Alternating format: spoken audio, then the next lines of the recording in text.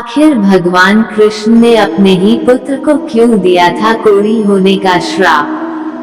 बड़ी रोचक है कहानी। भारत समेत दुनिया भर के लोगों का हिंदू पुराणों से गहरा रिश्ता है। हिंदू पुराणों में विष्णु के विभिन्न अवतारों के साथ साथ 33 करोड़ देवी देवताओं का विस्तृत वर्णन है।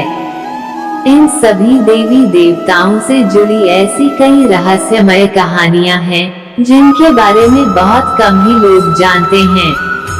कुछ ऐसी है रहस्यमय कहानी है भगवान कृष्ण और उनके पुत्र से जुड़ा, जिसके बारे में कहा जाता है कि भगवान कृष्ण ने गुस्से में अपने ही पुत्र सांबा को कोढ़ी होने का श्राप दे दिया था।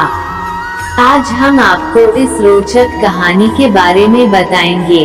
वैसे तो श्री कृष्ण की कई रानियां थीं, जिनमें से एक जामवंत की पुत्री जामवंती भी थी। श्री कृष्ण और जामवंती के विवाह के पीछे भी एक कहानी है।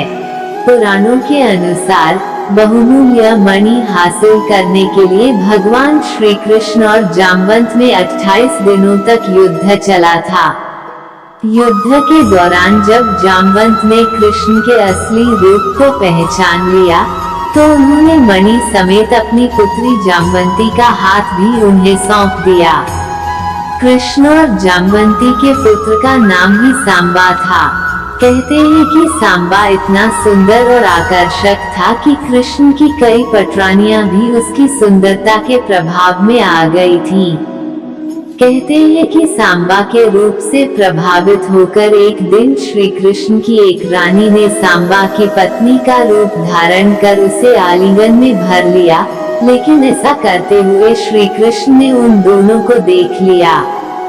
इसी बात से गुस्सा होकर श्री कृष्ण ने सांबा को कोढ़ी हो जाने का श्राप दे दिया। पुराणों के अनुसार महर्षि कटक ने सांबा को कोढ़ से मुक्ति का उपाय बताते हुए सूर्य देव की उपासना करने को कहा।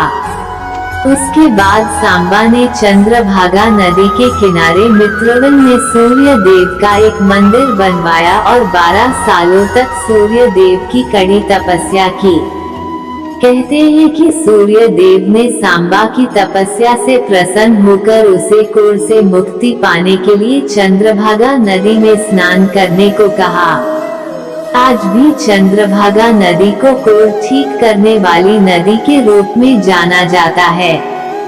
मान्यता है कि इस नदी में स्नान करने वाले व्यक्ति का कोढ़ जल्दी ठीक हो जाता है।